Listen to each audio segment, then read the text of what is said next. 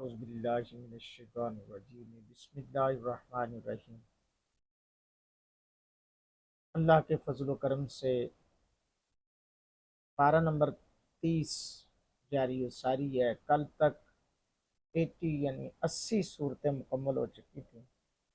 آج صورت نمبر 81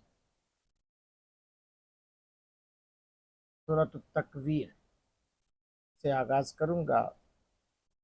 میں دوستو گزارش کو ہوں سارے دوست احباب سے کہ چینل کو سبسکرائب کریں۔ قرآن پاک اللہ کے فضل و کرم سے مکمل ہونے جا رہا ہے، اور تمام دوست احباب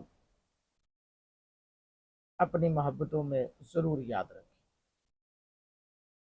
بسم اللہ الرحمن الرحیم۔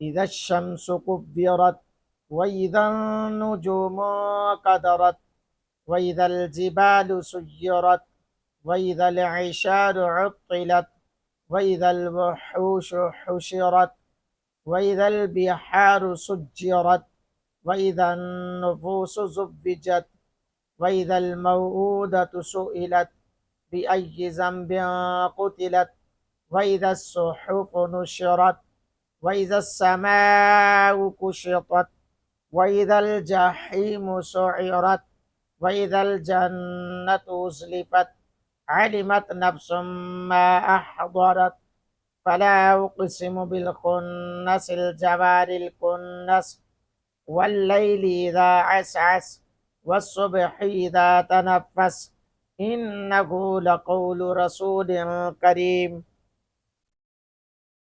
ذي قوة عند ذي العرش مكين مطاع ثم أمين وما صاحبكم بمجنون ولقد رآه بالأفق المبين وما هو على الغيب بضنين وما هو بقول شيطان رجيم فأين تذهبون إن هو إلا ذكر للعالمين لمن شاء منكم أن يستقيم وما تشاءون إلا أن يشاء الله رب العالمين صدق اللہ العظیم۔